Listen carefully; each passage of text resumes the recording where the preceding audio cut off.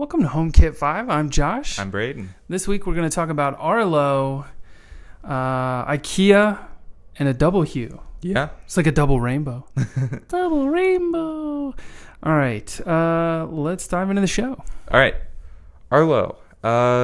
They've had an outage for a little bit now,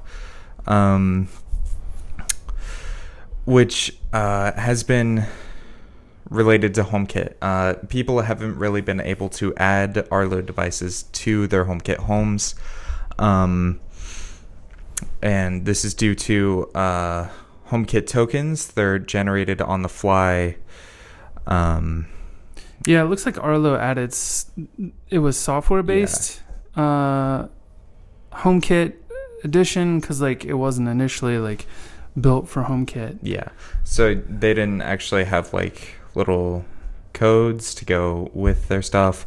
So since they're being generated on the fly, they're getting tons of requests, and now it's just kind of down. And hundreds of people have just gone in and reported this. There's a thread out there for support that had over 600 frustrated comments. So yeah. Definitely annoying. There is an answer from Arlo as of July 27th that they are working on trying to fix it, but they don't have a date. They don't really give any other info. Other than that, this is a little rough, man. You pay a lot of money to get a camera, and then you can't add it to HomeKit. That's got to be very frustrating. Or what if you have to reset it, right? Today we were playing with the Onvis light strips, and we had to remove one and re-add it because we were trying to get it to be more responsive, and it just it wasn't. You remove it and then you can't re-add it, right? Yep. So it's oof, it's gotta be rough. All right, this one maybe came out of left field from Ikea. I was not expecting them to come out with an air purifier. The Starkwind.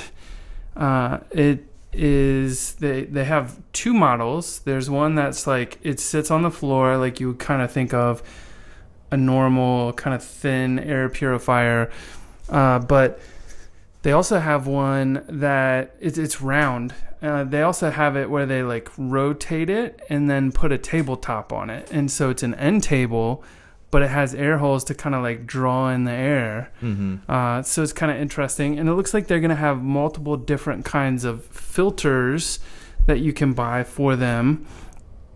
Not just a normal PM 2.5, but there's also a filter designed to catch VOCs and formaldehyde. So I thought that was kind of interesting. I don't know if you'll be able to put both filters in, or you have to choose one or the other. Maybe you need two side tables or two. I don't know. Yeah, details are a little thin there. And it connects to the trad-free gateway, but it's not clear that it's going to have HomeKit support out of the box. We may have to wait a couple months like the blinds did. But this one's coming out October 2021. The self-standing version's going to run you $129, and then the end table version will cost you $189. And they have multiple color options: white, black, light wood, dark wood. I don't know if you can mix and match the light wood with a dark base. Yeah, I don't know. That's not clear to me. But yeah. Anyway, I think it looks interesting. I think the price is decent. I'd be curious to see. Honestly, the freestanding one I think kind of looks nice. Really, you could just tuck that in a corner somewhere and forget about it. Yeah. Forget about it. Yes. Okay. Hue. They have Hue gradient strip. Gradient light strip ambience. Wait, how's this different than the Play gradient light strip? Okay, this is different because this has double-sided adhesive on the back of it, and this one is actually extendable. Oh yeah, the other one's not extendable. It's made to like fit your TV, right? Yeah. It is not known if this is cuttable, but they are offering. I would assume it's cuttable. Maybe not because it's addressable. Yeah. Yeah. And they're offering 1 meter extensions. No price so far. Oh wait, no. There's a guess that it'll be 130 euros. Which is like what, like 150 bucks? Somewhere around there. Yeah. That's not bad. That's kind of cool.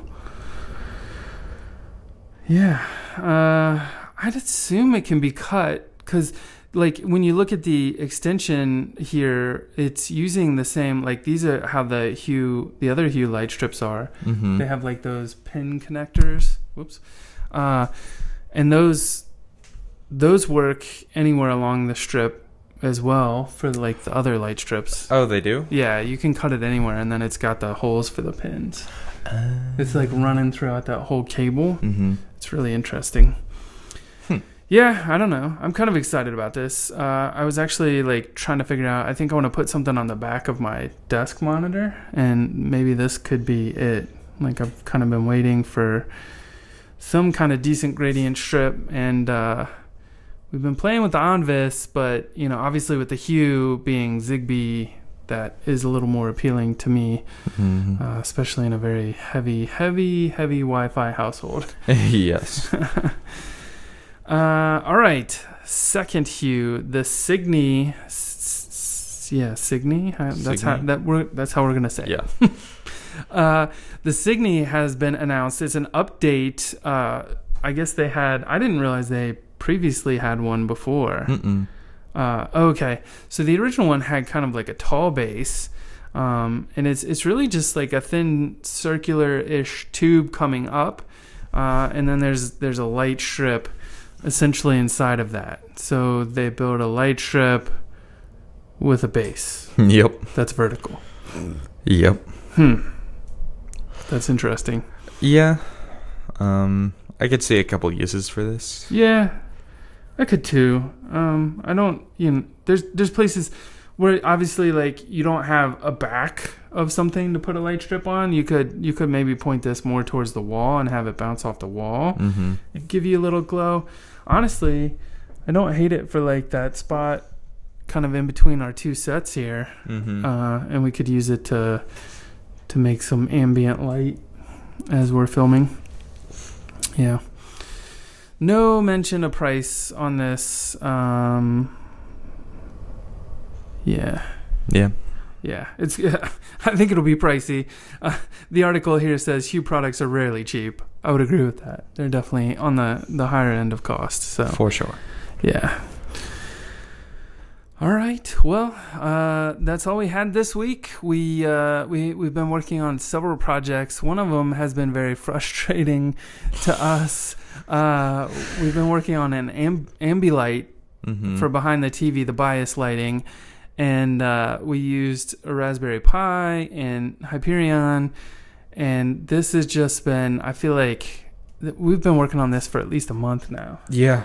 And I think we're finally getting it dialed in, so we'll be able to make that video soon. But we're going to get that into HomeKit, and I think it'll be a lot of fun. And then this weekend, too, we also did a project with the Onvis Chameleon.